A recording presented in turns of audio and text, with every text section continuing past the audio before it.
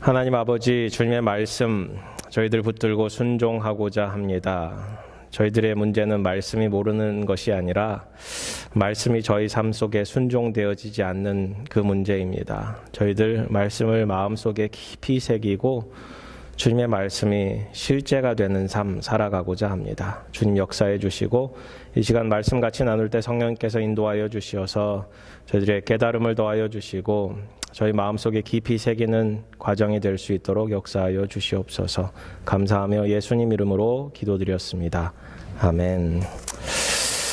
오늘 EM이 저쪽 카페테리아에서 처음 예배를 드려봅니다. 장소 때문에 문제가 있어서 솔루션 중에 하나로 저희들이 한번 해보니까 좀 소란스럽더라도 말씀 가운데 좀 잘 집중해 주시면 좋겠습니다.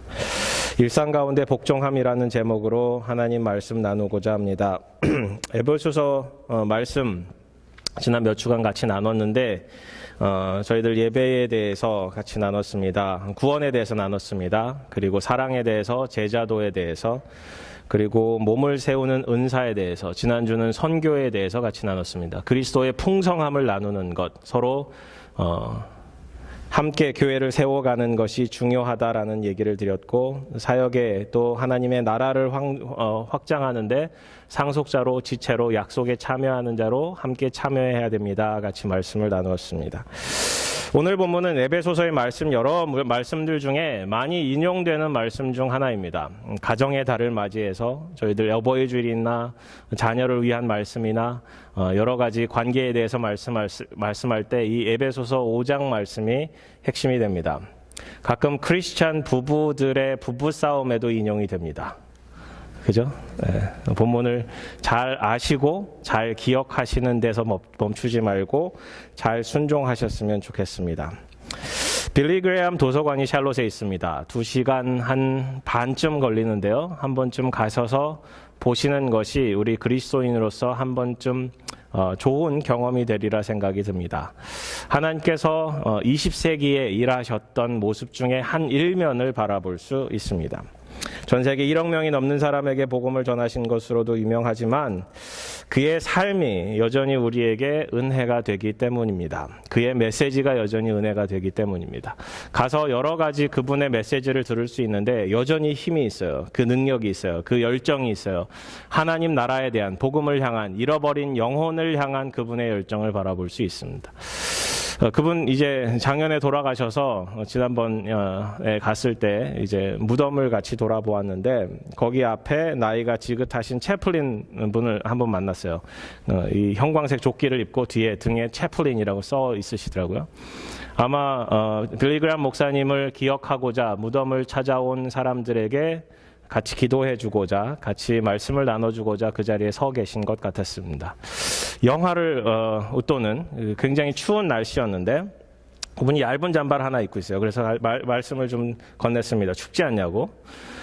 그러니까 자기는 추운 지방에서 자라서 이 정도 날씨는 아무것도 아니라고, 추위는 괜찮다고 그러시면서 갑자기 이제 저한테 선뜻 그러시는 거예요. 자기가 이 빌리 그레엄 목사님이 너무 그립다고.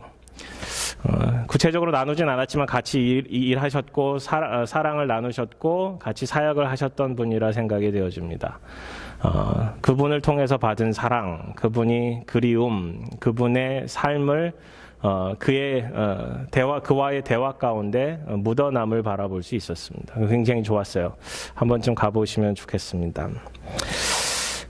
거기 안에 들어가서 이제 여러 가지 전시를 해놨는데 첫 번째 만나는 것이 LA에서 있었던 크루세이드 집회고 두 번째 만나는 것이 그의 사모님에 대한 내용입니다. 사모님도 굉장히 대단한 분이셨어요. 목사님 잘 보필하시고 늘 집에서 떠나야 계셨기 때문에 자녀들을 잘 돌보고 말씀으로 양육하셨습니다. 그분이 이제 설교하는, 그 사모님도 설교하는 장면이 하나 있는데 그분의 고백이 이래요. Have you ever contemplated divorcing her husband? 그 사모님에게는 이혼을 생각해 보신 적이 없으시냐고 물어봐요. 근데 딱 4단어로 대답하세요. Divorce, no. Murder, yes. 무슨 얘기인지 아세요? 이혼을 생각해 보신 적은 없지만 살인을 생각해 보신 적이 있다고? 정말 그 남편을 죽이고 싶었다고? 뭐 이런 얘기를. 살다 보면 미울 때도 있고 감사할 때도 있고 좋을 때도 있고 싫어질 때도 있고 그런 것이 부부의 관계인 것 같습니다. 저도 결혼 생활을 하면서 미운정, 고운정이 점점 들어가는 것 같습니다. 아내의 생활 습관에, 저의 생활 습관에 서로 조금씩 맞춰가면서 사는 것이 부부의 정인 것 같습니다. 오늘은 관계에 대해서 같이 나눕니다. 부부 간의 관계, 부모와 자녀 간의 관계, 그리고 이 본문에서는 종과 상전의 관계에 대해서 얘기하고 있지만 이것을 현대로 번역하자면 비즈니스 관계, 사회적 관계로 생각해 볼 수 있습니다. 에베소는 교회론의 교과서와 같다고 말씀드렸습니다. 교회론에 대해서, 교회가 하는 사역에 대해서 얘기하고 있는데 4장에서는 4장부터 6장까지는 이제 어플리케이션, 이 적용에 대한 부분입니다. 성령의 은사와 교회가 하나의 성령의 은사로 교회가 하나의 공동체가 되어야 함을, 5장에서는 세상과 구분된 거룩한 공동체를 세워야 가야 한다 말씀합니다. 성령이 충만해야 되고 예배로, 그리고 서로 피차 복종해야 됨을 말씀합니다. 근데 5장 22절부터는 서로 관계를 어떻게 세워갈 것인가, 부부 간의 관계, 부모와 자녀와의 관계, 상전과 종의 관계를 얘기하고 있는데 당시 상전과 종의 관계는 대부분 집안에 있는 것이었어요. 그때 당시에 약 600만 명 정도의 종이 있었고 약 1200만, 1300만 정도의 이제 자유인이 있었다라고 얘기를 합니다. 즉 대부분의 종들은 집에 속해 있었고 이러한 관계들은 사실 부모와 자녀와의 관계, 그리고 그 부부 간의 관계뿐만 아니라 집 안에서 이루어지는 상전과 종의 관계들이었어요. 이게 수직적인 관계예요, 대부분. 근데 현대는 약간 수평적 관계로 이게 틀어져 버렸어요. 이거를 주 안에서 어떻게 성립해 갈 것인가, 문화적인 차이뿐만 아니라 이 하나님을 임재해가는 이 차이를 어떻게 극복해 갈 것인가 같이 오늘 말씀을 나누고자 합니다. 21절 말씀은 독특합니다. 그리스도를 경외함으로 피차 복종하라 라는 말씀입니다. 이 말씀의 오늘 본문의 시작인데 사실 문법적으로 보면 21절이 그 전절에 17절부터 이어지는 문장과 어태치되어 있어요. 그래서 앞절과 같이 읽어야 됩니다. 성령 충만함을 시와 찬미로 예배할 것을 이렇게 같이 얘기하고 있는데 이 유독 피차 복종하는, 그리스도를 경외함으로 피차 복종해야 되는 말씀 이후에 아내들이여 주 안에서 복종하십시오, 자녀들이여 주 안에서 순종하십시오, 종들이여 주 안에서 상전께 순종하십시오라는 말씀이 반복되어져 가요. 그러면 결국 중요한 것이 뭐냐? 이 말씀, 그리스도를 경외함으로 피차 복종하십시오라는 이 말씀이 그 다음에 나오는 내용과 연결되어진다라는 것이죠. 오늘 본문은 우리의 관계, 우리 일상 가운데 관계는 그리스도를 경외함으로 피차 복종해야 함을 같이 말씀 나누고자 합니다. 복종이라는 단어가 오늘 본문에도 쓰여져 있지만 에베소서의 1장 첫 부분에도 쓰여져 있습니다. 1장 22절 보시면 만물을 그의 발 아래에 복종하게 하시고 그를 만물 위의 교회의 머리로 삼으셨다라고 말씀하고 있어요. 만물을 그에게 복종하게 하셨다. 이제 모든 세상의 모든 만물이, 모든 사람들이 예수님께 복종해야 된다라고 선언하고 있습니다. 즉 만물 위에 교회를 세우시고 교회의 머리로 예수 그리스도를 세우셨기 때문입니다. 그렇기에 예수를 바라봐야 하는데 예수를 바라보기 위해서 주시는 주님의 인카네이션, 성육신에는 세 가지가 있습니다. 잘 기억하십시오. 성육신은 세 가지가 있습니다. 첫 번째 성육신은 예수님께서 육신을 입고 이 땅에 오신 거예요. 그죠? 우리가 잘 아는 인카네이션, 성육신입니다. 두 번째 인카네이션은 예수 그리스도의 몸으로 교회를 세우셔서 세상 가운데 그리스도가 어떤 분이신지를 보여주는 인카네이션이에요. 그죠? 그리고 세 번째로 부부간의 관계 가운데 남편을 그리스도로, 그 아내를 교회로 세워주셔서 그리스도의 형상을 닮은 관계를 세워가는 이 세 번째 인카네이션을 주님께서는 말씀하고 계신다라는 거예요. 이따 나누겠지만 아브라함에게 그의 아내 사라가 주여라고 부릅니다. 주여. 오늘 본문에서도 남편이 그리스도처럼 우리가 온전히 복종해야 되고 순종해야 된다라고 쓰고 있습니다. 그렇게 아내는 남편을 바라볼 때 예수처럼 바라봐야 돼요. 웃고 계신 분들이 계신데 어렵죠. 남편은 아내를 바라볼 때 내가 이 사람을 위해서 십자가에 달려 죽어야겠다라는 마음 가지고 바라봐야 됩니다. 보호와 양육과 책임과 그 의무가 다한 거죠. 그래서 남편과 아내의 관계, 아내와 남편의 관계, 첫 번째는 복종과 사랑으로 그리스도를 경험하십시오라고 저는 선언하고 싶습니다. 아내와 남편의 관계, 우리가 매일매일 일상 가운데 있으면서 아내와 남편의 관계는 그리스도 안에서 사랑과 복종을 늘 경험함으로 그리스도를 드러내게, 그리스도의 인카네이션을 경험하셔야 됩니다. 22절부터 보시면 아내들이여 자기 남편에게 복종하기를 주께 하듯 하라. 예수님께 복종하듯이 아내에게 복종해야 된다는 것입니다. 이는 남편이 아내의 머리됨이 그리스도께서 교회의 머리됨과 같음이니 그가 바로 몸의 구주시니라. 그러므로 교회가 그리스도에게 하듯 아내들도 범사에 자기 남편에게 복종할지니라. 복종이란 단어가 처음과 마지막에 같이 쓰여졌어요. 그게 보이시죠? 그러면서 복종이란 단어가 강조되는 거예요. 복종과 순종의 차이가 뭔지 아세요? 복종과 순종의 차이. 복종은 submit이라 그러고 순종은 obey라 그러잖아요. 결정적인 차이는 거기에 있어요. 순종은 말씀에 대한 순종이고요. 복종은 그 자체에 대한, 존재에 대한 순종이에요. 복종이에요. 이거는 사실 그 말씀이 주어지면 그 말씀을 그대로 하겠습니다라는 순종적 자세, 그게 순종이고요. 그 존재 자체를 바라보면 내가 그를 어떻게 대하는가의 삶의 자세에 대한 문제라는 거예요. 어떤 대화가 오가지 않더라도 내가 그 대상을 바라보는 내 기본적 삶의 자세가 복종적이어야 된다는 거죠. 남편들이요, 굉장히 좋지 않으십니까? 아니세요? 두려우세요? 그 아내들에 대한 말씀은 이 세 절로 끝나는 거예요. 22, 23, 24 굉장히 간단하게 쓰여졌습니다. 아내들이요, 예수 바라보듯 남편을 바라보시고 복종하십시오라는 거예요.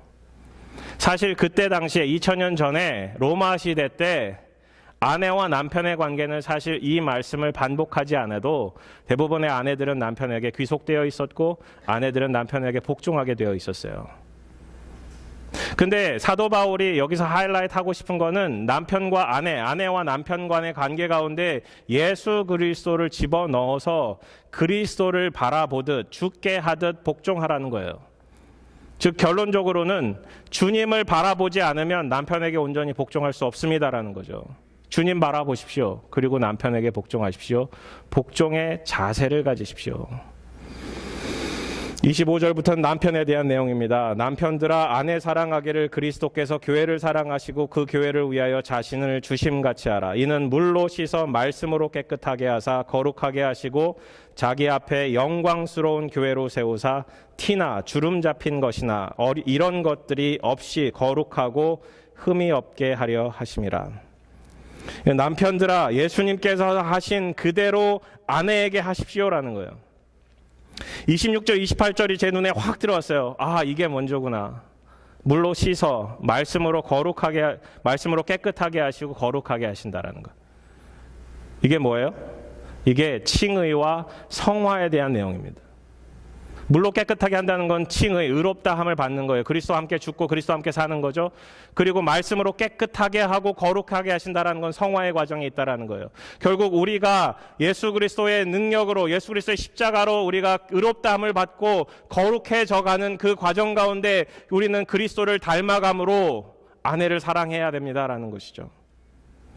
영광스러운 교회로 세우고 티나 주름 잡힌 것들이나 이런 것들이 없이 거룩하고 흠이 없게 하려 하심이라. 남편들이여 거룩하십시오라는 거예요. 어려워요. 이와 같이 남편들도 자기 아내 사랑하기를 자기 자신과 같이 할지니 자기 아내를 사랑하는 자는 자기를 사랑하는 것이라.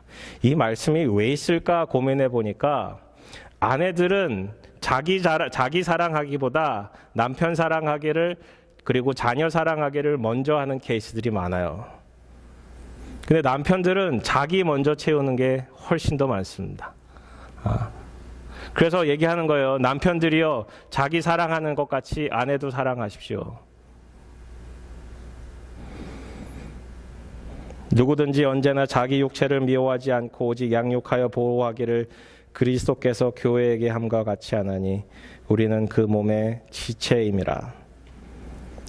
교회에 대한 것과 가정에 대한 것을 어태치하면서 얘기하기를 아내를 위한 그 희생과 그 사랑, 그것이 예수님께서 교회를 위해서 하신 것과 똑같이 프랙티스를 하라는 거예요. 즉 남편들이여 그리스도를 닮아가십시오. 그리스도의 형상을 닮아가십시오. 그리스도께서 우리를 거룩하게 한 것 같이 가정을 거룩하게 하십시오. 그 핵심은 사랑입니다라는 거죠. 여기서 말하는 사랑은 다 아가페 사랑입니다. 아가페 사랑.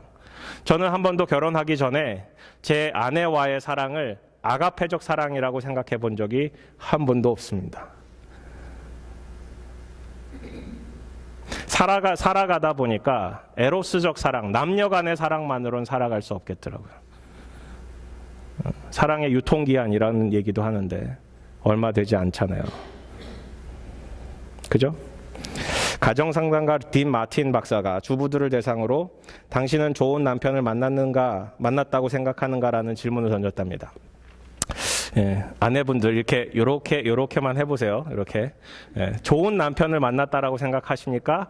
Yes, 아니요로 대답해 보세요. 하나, 둘, 셋. 아니야? 반반쯤 되는 것 같아요. 반반쯤 되는 것 같아요. 1년 차 주부들의 대답은 몇 %가 예를 했을까요? 1년 차. 1년 차 여기 안 계시죠? 아무도. 우리 교회는 1년 차가 아무도 안 계신 것 같아요. 이혜준 전사님이 2년 차더라고요. 1년 차. 첫 해 결혼하자마자죠. 98%가 네, 저는 좋은 남편 만난 것 같습니다. 2년 차는 어떻게 되는지 아세요? 몇 % 정도 떨어진지 아세요? 갑자기 급락합니다. 56% 정도. 10년 차는 몇 %일까요? 10년 차. 10%? 20%? 너무 많이 쓰셨어요. 6%래요, 6%. 나는 좋은 남편 만나지 않은 것 같습니다. 94%가 저희 남편은 좋지 않습니다. 근데 재밌는 거는 20년 차 된 주부에게 얘기하니까 어떻게 대답했는지 아세요? 95%. 제 남편 좋은 것 같습니다. 네. 그놈이죠 뭐.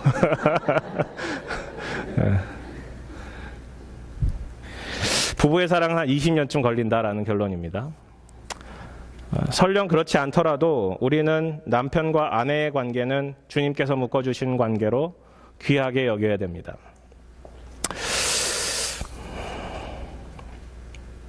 귀하게 여기지 않더라도 30절에 보면 우리는 그 몸의 지체임이라고 쓰고 있어요. 가정 안에 있는 지체뿐만 아니라 그 자매가 그 남편이 한 교회의 하나의 지체가 되었다라는 거죠.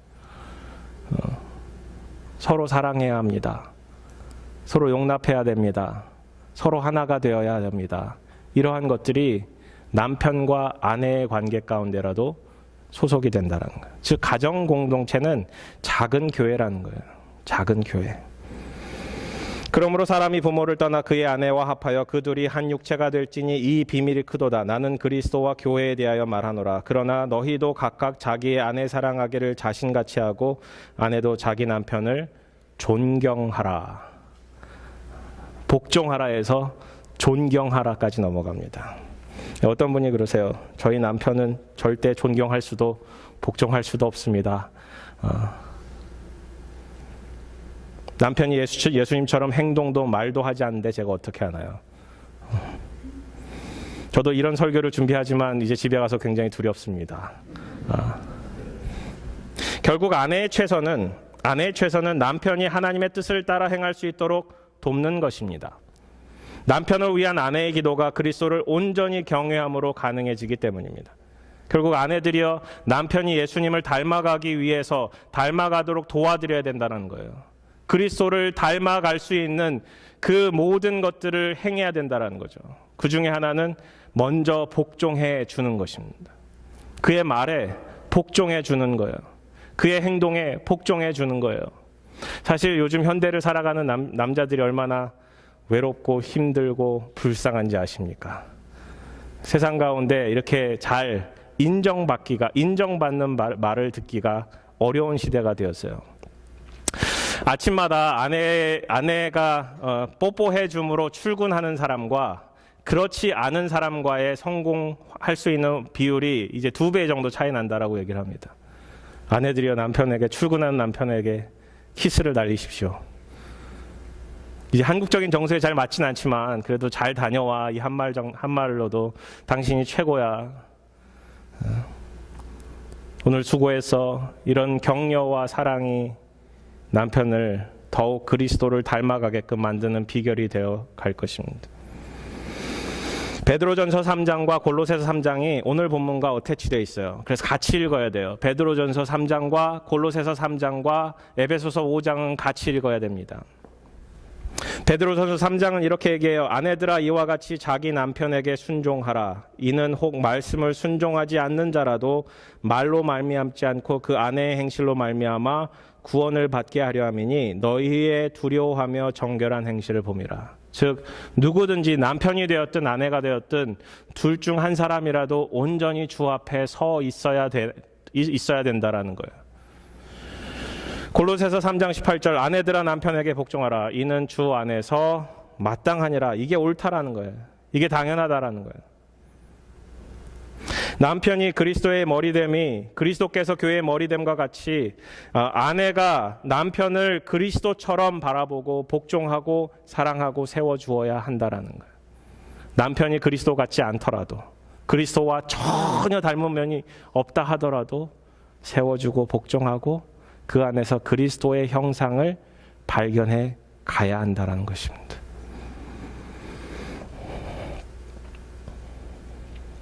남편들이 아내 사랑하기를 그리스도께서 교회를 사랑하시고 그 교회를 위하여 자신을 주심과 같이 해야 된다는 것.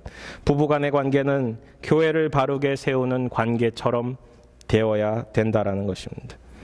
솔직히 22절부터 24절까지 짧게 아내에 대한 말씀을 주고 25절부터 33절까지 남편을 주로 얘기하면서 남편에 대한 얘기를 많이 해요. 당시에 아내가 남편에게 복종하는 거 당연하다 그랬어요. 남편이 아내를 아가페 사랑을 해주는 게 이게 신기한 거예요. 이게 어려운 거예요. 이게 힘든 거예요. 현대사회도 마찬가지인 것 같아요. 남편이 아내를 사랑하기를 예수 그리스도께서 교회를 위하여 자신을 주신 것 같이 자신의 모든 것을 희생해서 사랑해 주는 그것이 어려워 보여요. 힘들어 보여요. 왜 끊임없이 아내와의 관계 가운데 그리스도를 묵상하라라는 결론을 내릴 수 있습니다. 즉 우리의 일상 가운데 아내와의 관계 가운데 그리스도를 깊이 생각하십시오.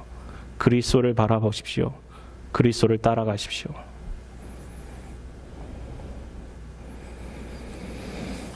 베드로전서 3장 5절 6절에 여성분들 같이 읽을까요? 여성분들 같이 시작.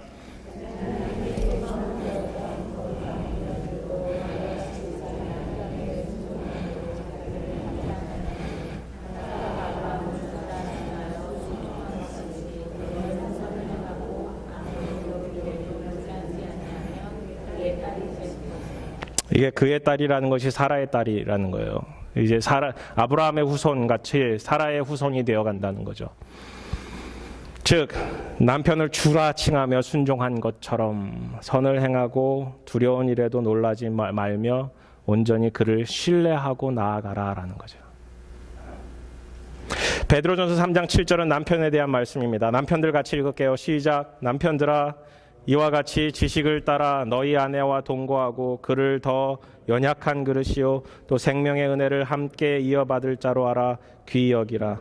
이는 너희 기도가 막히지 아니하게 하려 함이라.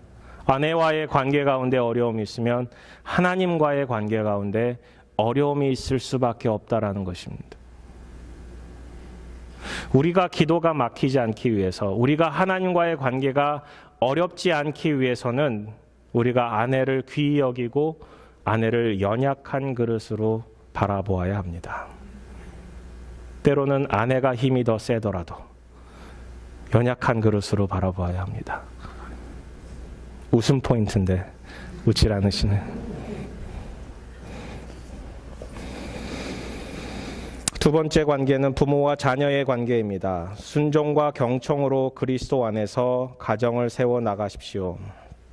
자녀들아, 주 안에서 너희 부모에게 순종하라. 이것이 옳으니라. 내 아버지와 어머니를 공경하라. 이것은 약속이 있는 첫 계명이니 이로써 내가 잘되고 땅에서 장수하리라. 이것이 약속이 있는 첫 계명이라 그랬습니다. 부모를 공경하십시오. 부모님께 순종하십시오. 이것이 옳다라는 것입니다.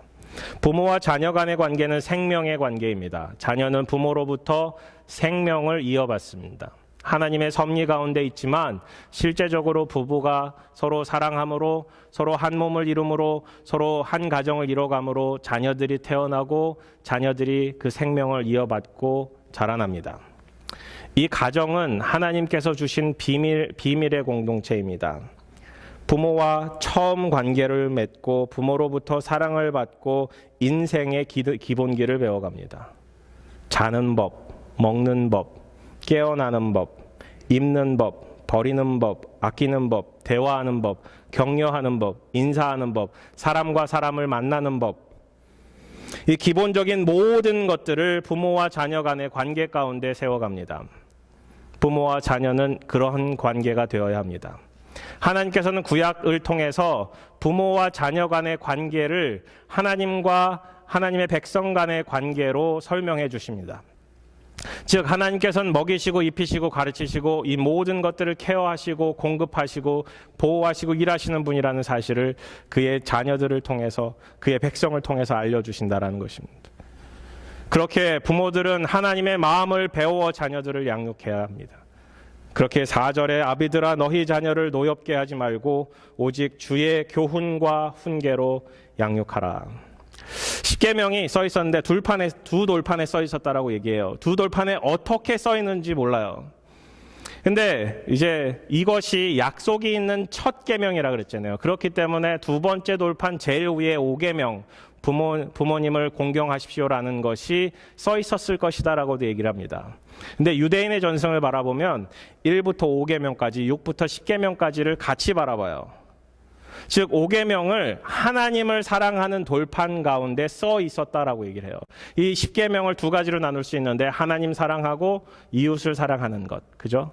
살인하지 말라, 도적질하지 말라, 거짓 증거하지 말라, 내 이웃의 것들을 탐내지 말라, 이러한 것들은 두 번째 돌판에 써 있었다. 근데 이 5계명, 부모님을 공경하십시오라는 이 5계명은 도대체 어디에 써 있었을까 의견이 분분해요.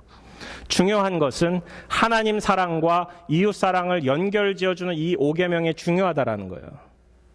부모로부터 하나님을 사랑하고 하나님을 공경하는 방법들을 배워나가는 것이 이 가정 가운데 이루어져야 된다는 것을 오늘 본문을 통해서 알 수 있습니다. 우리들은 복음을 생명과 같이 붙듭니다. 그죠? 복음을 성경에서 가장 중요한 말씀으로 붙듭니다. 예수님께서 이 땅에 오셨고, 이 십자가에 돌아가셨고, 부활하셨고, 승천하셨고, 다시 오실 그 예수 그리스도의 은혜를 가장 중요하게 붙듭니다. 그것이 하나님을 만나는 키입니다. 그죠? 근데 유대인들은, 구약 성경을 믿고 있는 유대인들이 가장 중요하게 생각하는 말씀이 신명기 6장 4절부터 9절까지 쉐마라는 말씀입니다. 이 쉐마라는 건 들으라는 거예요. 들으라. 같이 읽어볼까요? 세 번역으로 같이 읽겠습니다. 시작. 이스라엘은 들으십시오. 주님은 우리의 하나님이시오. 주님은 오직 한 분뿐이십니다. 당신들은 마음을 다하고 뜻을 다하고 힘을 다하여 주 당신들의 하나님을 사랑하십시오.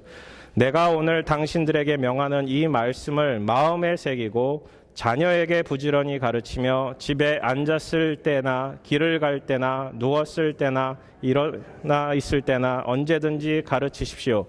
또 당신들은 그것을 손에 메어 표로 삼고 이마에 붙여 기호로 삼으십시오. 집 문설주와 대문에도 써서 붙이십시오. 중요한 것은 마음을 다하고 뜻을 다하고 힘을 다하여 주 너의 하나님을 사랑하십시오. 그 두 번째는 당신들에게 명하는 이 말씀, 5절의 말씀을 자녀에게 부지런히 가르치십시오. 집에 앉았을 때나 길을 갈 때나 그죠? 누워 있을 때나 일어날 때나 언제든지 가르치십시오. 지속해서 가르치십시오. 팔에 묶어서 기호로 삼고 이마에 붙여서 표로 삼고 문설주와 여러 가지 곳에 붙이십시오. 그래서 유대인들, 정통파 유대인들은 여전히 이것을 합니다. 아침마다 일어나서 손에 이 신명기 6장 4절 5절 말씀을 여기다 감고 이마에다 붙이고 열심을 다해 새벽 예배를 드립니다. 그리고 집 문설주와 대문에도 써서 붙입니다. 하나님 사랑하자, 하나님 사랑하자. 지속해서 자녀들에게 가르쳐 줘야 된다는 거예요. 이게 부모님들에게 달려있다라는 거죠. 4절에 아베들아 너희 자녀를 노엽게 하지 말고 오직 주의 교훈과 훈계로 양육하라. 부모와 자녀와의 관계는 사실 하나님의 말씀에 기초하고 있다는 거예요. 부부간의 관계는 그리스도께 기초해요. 그죠? 그리스도와 교회의 관계를 부부관계로 설정해 놓고 있기 때문에 두 번째 관계, 부모와 자녀의 관계는 하나님 말씀에 기초한다는 거예요. 이것이 옳으니라, 이것이 약속이 있는 첫 계명이라 하나님 말씀이라는 거죠. 그리고 오직 주의 교훈과 훈계로 너희 자녀를 양육하십시오. 이거 하나님 말씀이라는 거예요. 부모와 자녀 간의 관계의 기초는 하나님 말씀에 있다라는 것입니다. 자녀들이 노엽게 화나게 하지 말아야 됩니다. 이것은 경청인 것 같습니다. 그의 마음을 잘 읽어주어야 합니다. 무엇이 필요한지 그 필요를 채워줘야 합니다. 오직 주의 교훈과 훈계로 양육해야 합니다. 여기서 키는 주 안에서입니다. 그렇게 하나님의 말씀을 잘 가르쳐 주어야 돼요. 하나님의 말씀으로 잘 가르쳐 주어야 돼요. 제가 어렸을 적에 한참 브랜드 옷과 신발이 유행한 적이 있어요. 그래서 나이키, 아디다스 뭐 이런 거 있잖아요. 근데 저희 부모님은 나이스, 아디도스 이런 걸 잘 사주셨어요. 어디서 그런 걸 사오시는지. 언젠가는 사다 주셨는데 똑같은 거 나이키라고 써 있어요. 얼마나 기쁘던지. 남대문에 사오신 거 알면서도 기쁘게 입고 다녔습니다. 그때 아이들끼리 비교해요. 무슨 신발 신었나, 무슨 옷 입었나 이렇게 비교할 때가 있었어요. 중학교 1학년 때였던 것 같아요. 그래서 어머님이 제가 막 쫄라가지고 아디다스 25% 할인할 때 가서 25,000원짜리 2만 원에 사주셨습니다. 얼마나 좋든지 열심히 닦고 잘 신고 갔어요. 닳고 달아서 이제 굉장히 미끌미끌거려서 이제 어머님께 신발 또 사러 갈 때가 됐어요. 계속 언지를 주는 거예요. 근데 어머니가 바쁘신 날 아버지께 부탁을 드린 거예요. 그래서 아버지랑 같이 신발을 사러 갔어요. 저희 집이 시장통에 있었거든요. 아디다스는 저 멀리 명지대 앞까지 가야 되고 거기 시장통이기 때문에 저는 자꾸 명지대 앞에 가야 된다라고 얘기하는데 거기서 사자고. 그래서 프로스펙스를 사고 싶었는데 스펙스를 사주셨어요. 그 차이를 아세요? 2개가 이렇게 그림이 있어야 되는데 1개가 그림이 있는. 얼마나 실망스럽든지. 그래서 그날 밤에 어머니한테 얘기를 하는 거죠. 아버지가 이걸 사주셔야 되는데. 그때도 기억나요. 8,000원짜리를 사주셨어요. 2만 원짜리를 냅두고. 그 아픈 마음에 어머니께 막 토를 하니까 어머니께 성경을 피시는 거예요. 마태복음 6장을 피셨어요. 그러면서 너는 무엇을 먹을까, 무엇을 마실까, 무엇을 입을까 걱정하지 마라. 그죠? 먼저 그의 나라와 그의 의를 구하라. 그리하면 이 모든 것을 너희에게 더하시리라. 그 말씀을 펴서 읽어주시는데 제가 할 말이 없는 거예요. 그리고 아버지를 향한 원망이 쏙 들어갔어요. 그렇지. 무엇을 입을까, 무엇을 먹을까, 무엇을 입을까 생각하지 말아야지. 키는요, 아이들이 부모의 말을 잘 기억을 못하면서 살아가요. 근데 하나님의 말씀을 부모의 입술을 통해서 들려주면 기억을 하게 돼 있어요. 그게 하나님의 말씀이 검과 같다라는 거예요. 검과 같다. 자녀들이 화가 나지 않게 하는 방법은 경청입니다. 하지만 그가 올바른 방법으로 가는 것은 주의 교훈과 훈계로 하나님의 말씀으로 양육하는 것입니다. 부모와 자녀의 관계의 기초는 하나님의 말씀에 있어야 합니다. 그렇죠? 세 번째, 사회적 관계입니다. 순종과 배려로 그리스도를 드러내십시오. 여기 나오시나요? 괜찮아요. 걱정하지 마세요. 순종과 배려로 그리스도를 드러내십시오. 5절부터 보시면 종들아 두려워하지 말고 두려워하고 떨며 성실한 마음으로 육체의 상전에게 순종하기를 그리스도께 하듯 하십시오. 눈가림만 하여 사람을 기쁘게 하는 자처럼 하지 말고 그리스도의 종들처럼 마음으로 하나님의 뜻을 행하고 기쁜 마음으로 섬기기를 주께 하듯 하고 사람에게 하듯 하지 마십시오. 이는 각 사람이 무슨 선을 행하든지 종이나 자유인이나 주께로부터 그대로 받을 줄을 알미라. 이제 종들과 상전에 대한 관계들인데, 이건 지금은 종들과 상전이 없잖아요. 집집마다 종들과 상전이 어디 있어요? 종과 상전이라는 말 자체도 어디 있어요? 그러니까 수평적 관계가 다 되어버렸는데, 우리가 일상에 살다 보면 수직적 관계가 생길 수밖에 없어요. 사회적 관계가 생길 수밖에 없어요. 누가 더 가졌는가 덜 가졌는가, 누가 높은 지위에 있는가 그렇지 않은가에 따라서 이제 상하 관계가 생기고 갑을 관계가 생기기도 하고, 이제 가진 자와 덜 가진 자로 이렇게 나뉘기도 합니다. 그렇게 종들과 상전의 관계는 아니지만 오늘 본문의 말씀이 우리 일상과 관련이 되어 있음을 바라볼 수 있습니다. 그렇게 우리가 하고 있는 일이, 어떤 분은 연구하시고, 어떤 분은 회사에서 일하시고, 어떤 분들은 오도가 떨어지면 그대로 일하시고, 어떤 분들은 직장에서 사업장에서 커스터머를 대하는 일들로, 여러 가지 일들로 우리가 일하게 되어 있습니다. 그 일 가운데 모든 일을 사람에게 하듯 하지 마시고 주님 대하듯 하십시오라는 게 키입니다. 즉 부모와 자녀 간의 관계도 주님께서 계셔야 되고, 부부 간의 관계도 주님께서 계셔야 되고, 상전과 종의 관계도, 비즈니스 관계도, 세상적 관계도 주님께서 계셔야 된다라는 거예요. 즉 예배하듯, 하나님께 온전히 예배하듯 우리가 세상 가운데 살아가야 된다는 거죠. 무엇을 팔더라도, 어떤 기술을 가르쳐 주더라도, 어떤 실험을 하더라도, 우리 삶 속에 있는 공부를 하더라도 모든 것들이 주님께 하듯 해야 된다는 거예요. 잘 아시지만 우리가 그대로 하기가 어려울 때가 너무 많습니다. 9절에 보시면 상전들아 너희도 그들에게 이와 같이 하고 위협을 그치라. 이 위협을 그치라라는 단어가 옛날 성경으로는 공갈을 그치라라고 써 있어요. 공갈을 그치라.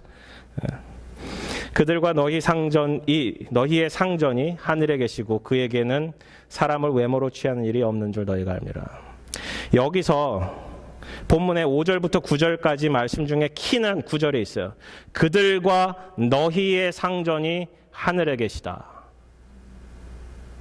우리 모두가 그리스도의 종이요, 우리 모두가 하나님의 종이요, 하나님의 일꾼들이요, 우리의 상전이 하늘에 계시니 우리가 그분께 바라보고 우리의 삶의 모든 것 가운데 그분의 임재로 나아가야 된다라는 거예요. 골로새서 3장에 이런 말씀이 있어요. 무슨 일하든지 마음을 다해 주께 하듯 하고 사람에게 하지 말라. 똑같은 말씀이 써 있어요. 마태복음 25장 40절에 내 형제 중에 지극히 작은 자 하나에게 한 것이 곧 내게 한 것이라. 정말 작은 일이라도, 정말 소자라도, 정말 어린 사람이라도, 정말 별 볼 일 없는 사람이라도 주께 하듯 하라라는 것이죠. 지극히 작은 것에 충성된 자가 큰 것에도 충성된다라는 그 말씀이 더해집니다.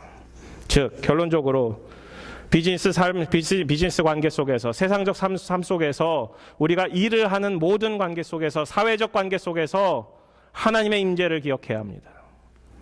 우리의 상전이 거기에 계시다라는 거예요. 두 번째, 모든 것을 주님께 하듯 행해야 됩니다. 우리가 행하는 모든 것의 목적이 주님을 향해 있어야 됩니다. 돈에 목적을 두지 말고, 사람에게 목적을 두지 말고 하나님께 목적을 두는 인생. 세 번째는 하나님께 영광을 돌릴 수 있어야 됩니다.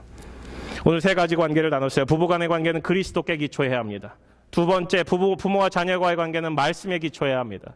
세 번째, 비즈니스 사회적 관계는 하나님의 임재 가운데 기초를 두어야 합니다.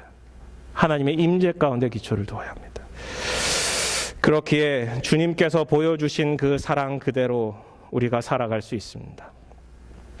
예수님께서 주신 사랑, 그것이 우리의 모범이 되어 주십니다. 아내들은 예수 바라보듯 남편 바라봐야 되고, 남편은 예수님 닮아가며 아내를 사랑해야 됩니다. 부모는 자녀를 주님의 말씀으로 훈육하고, 자녀들은 부모에게 온전히 순종함으로 그 말씀에 온전히 나아가야 합니다. 상전과 종, 비즈니스 관계도 똑같죠. 순종해야 되고, 우리 모두가 하나님께 그리스도를 경외함으로 복종함으로 나아가야 된다는 것. 그 기초는 우리 모두가 하나님의 형상을 가진 자. 비록 그것이 망가져 있더라도 하나님의 형상을 회복한 자 혹은 회복할 자이기 때문에 우리가 상대방을 바라보고 하나님의 임재 가운데 들어가야 된다는 것입니다. 그것이 인생의 예배요. 그것이 우리 모든 관계 가운데 일상 가운데의 복종이자 일상 가운데의 영성입니다. 주님께서 보여주신 사랑은 결국 자기 사람을 사랑하시되 끝까지 사랑하신 사랑이셨습니다. 책임지신 사랑이었습니다. 그 한계가 없으신 사랑이셨습니다. 모든 사람을 사랑해 주시고 그의 발을 씻겨 주신 사랑이었습니다.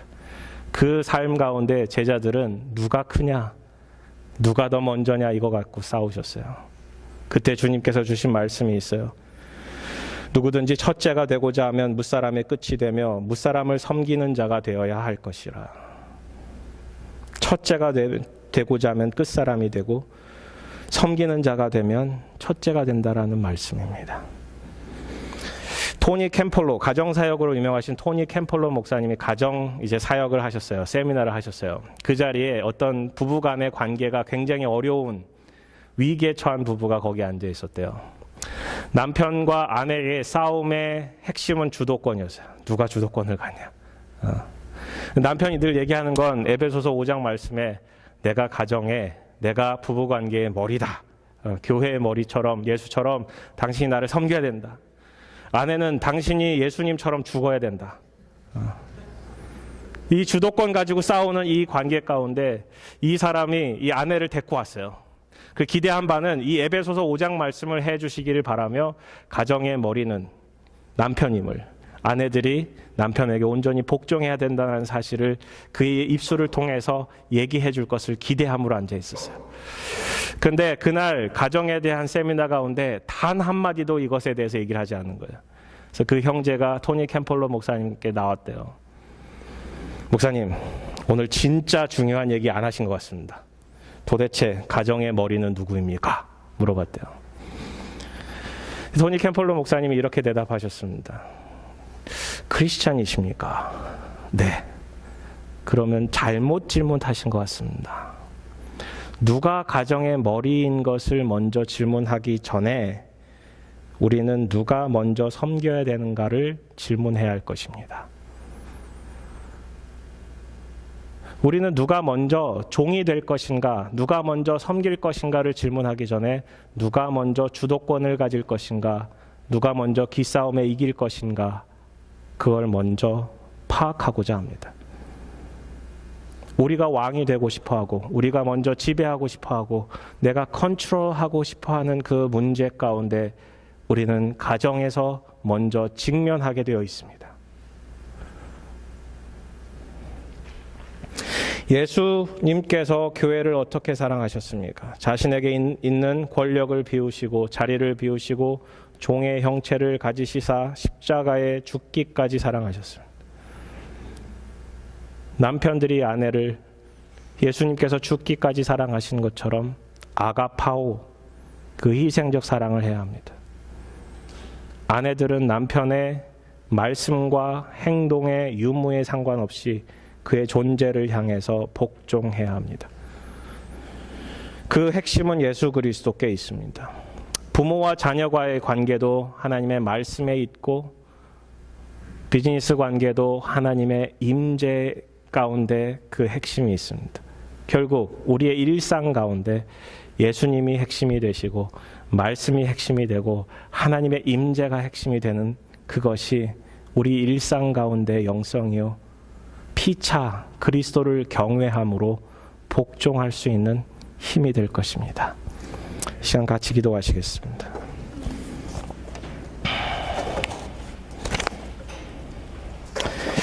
예수님께서는 제자들의 발을 씻겨 주셨습니다. 끝까지 사랑하셨다라는 그것은 결국 자신을 배신한 유다까지도 발을 씻겨 주신 그 예수님의 희생적 사랑에 있습니다. 남편들이여 그 희생적 사랑을 같이 닮아가고자 합니다. 아내들이여 남편을 바라보며 예수님의 모습을 찾아가고자 합니다. 우리 부부 간의 관계 가운데, 부모와 자녀 간의 관계 가운데, 또 사회적 관계 가운데 어려움이 있으십니까? 주님 앞에 나아가십시다. 예수 그리스도를 왕으로 초청하시고 말씀을 중심으로 바라보시고 하나님의 임재 가운데, 일하심 가운데 들어가십시다. 같이 고백하시겠습니다. 하나님, 주님 앞에 나아갑니다. 주님 바라봅니다. 일상 가운데 일하시는 주님, 우리 매일매일 삶 속에서 부부간의 관계, 자녀와의 관계, 또 사회적 관계 가운데 어려움에 처할 수밖에 없습니다. 주도권 싸움을 하고 기싸움을 하고 누가 더 많이 가질까에 대한 욕심에 근거한 싸움을 하게 됩니다. 하나님, 그렇게 하지 말고 주님 바라보고 말씀에 의지하여 하나님의 임재 가운데 들어갈 수 있도록 역사하여 주시옵소서. 저희에게 기름 부어주시는 그 역사하심, 그 일하심, 그 인도하심을 바라보기를 원합니다. 주님 채워주시고 우리 남편이 아내를 깊이 사랑하고 아내가 남편을 예수로 바라볼 수 있도록 하나님 인도하여 주시옵소서. 감사합니다. 주님 저희 가운데 일하여 주시옵소서. 저희들이 말씀을 나누었지만 이 모든 것은 사실 성령 충만하지 않으면 할 수 없는 일들입니다. 성령님과 동행하고 우리 매일매일 일상 가운데 성령의 인도하심을 받아 귀한 가정, 귀한 사업, 귀한 일꾼들 다 세워주시옵소서. 감사하며 예수님 이름으로 기도드렸습니다. 아멘.